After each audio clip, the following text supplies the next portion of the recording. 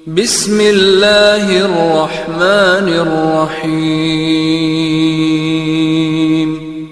معنا نهج حياة جئنا تبصرة عن كل ضلال أعددنا بضع رسالات تحمل نورا للأجيال معنا نهج حياة جئنا تبصرة عن كل ضلال أعددنا بضع رسالات تحمل نورا للأجيال لكي لا আসসালামু আলাইকুম রহমতুল্লাহ। Welcome back to সাবিলুন নাজাত ফাউন্ডেশন। সম্মানিত দিনী ভাই বোনেরা, সাবিলুন নাজাত ফাউন্ডেশনের পক্ষ থেকে আপনাদের সবাইকে স্বাগত জানাচ্ছি। সাবিলুন নাজাত ফাউন্ডেশনের পক্ষ থেকে আজকে আমরা এসেছি সুনামগঞ্জ জেলার বিশম্বরপুর উপজেলার মিয়াসর গ্রামে। এখানে সাবিলুন নাজাত ফাউন্ডেশনের পক্ষ থেকে একটি গড় নির্মাণ করে দেওয়া হয়েছে। আমার পিছনে যেই গড়টি দেখতে পাচ্ছেন আপনারা, এই গড়টি এখানে নির্মাণ করে দেওয়া হয়েছে। এই গড়টি নির্মাণ করে দিয়েছেন সাবিলুন নাজাত ফাউন্ডেশনের একজন মহিলা সদস্য। তিনি নাম প্রকাশে অনিচ্ছুক।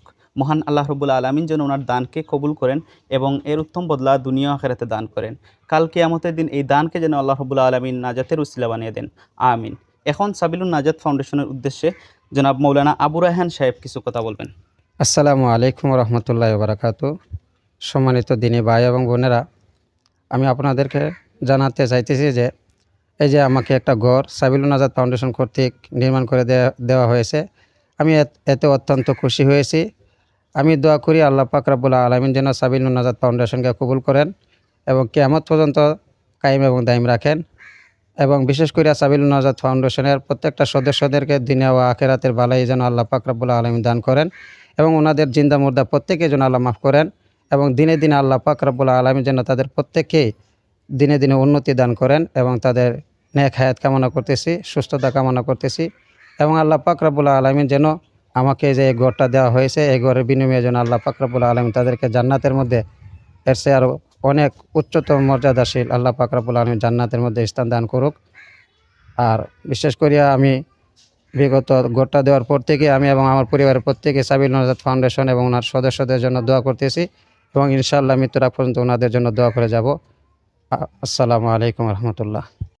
আলহামদুলিল্লাহ, এই গড়টি নির্মাণ করতে মোট ব্যয় হয়েছে আনুমানিক 3,20,000 টাকা, যার মধ্যে সাবিলুন নাজাত ফাউন্ডেশনের পক্ষ থেকে মোট দেওয়া হয়েছে 2,23,500 টাকা, আর বাকি টাকাগুলা মৌলানা আবু রায়হান সাহেব নিজে বহন করেছেন।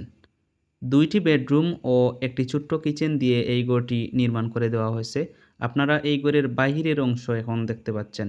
আলহামদুলিল্লাহ, খুব সুন্দরভাবে এই ঘরের কাজ সম্পন্ন করে দেওয়া হয়েছে। আপনারা যদি কেউ সাবিলুন নাজাত ফাউন্ডেশনের মাধ্যমে এইরকম দরিদ্র অসহায় মানুষকে ঘর তৈরি করে দিতে চান, তাহলে সাবিলুন নাজাত ফাউন্ডেশনের সাথে যোগাযোগ করতে পারেন। আমরা এখন এই ঘরের ভিতরের সম্পূর্ণ কাজ এবং কীরকম করে দেওয়া হয়েছে আপনাদেরকে দেখাবো। এই ঘরটি মূলত নির্মাণ করে দেওয়া হয়েছে 2টি বেডরুম ও একটি ছোট্ট কিচেন দিয়ে। আমরা আছি এখন বেডরুম নম্বর 1। আলহামদুলিল্লাহ, এই ঘরে যাবতীয় যা যা প্রয়োজন, ফ্যান, লাইটিং সহ ইলেকট্রিক কাজ, সকল কাজই আলহামদুলিল্লাহ সম্পন্ন করে দেওয়া হয়েছে। এখন আমরা আছি বেডরুম নম্বর 2। আপনারা দেখতে পাবেন এই ঘর কতটুকু সুন্দরভাবে কাজ সম্পন্ন করা হয়েছে ওনাদের চাহিদা অনুযায়ী। পাশাপাশি ওইদিকে একটি ছোট্ট কিচেনও রাখা হয়েছে ওনাদের জায়গা অনুযায়ী। মহান আল্লাহ রব্বুল আলামিন যেন আপনাদের এই দানকে কবুল করেন এবং এর উত্তম যাজা দুনিয়া আখিরাতে দান করেন, আমিন।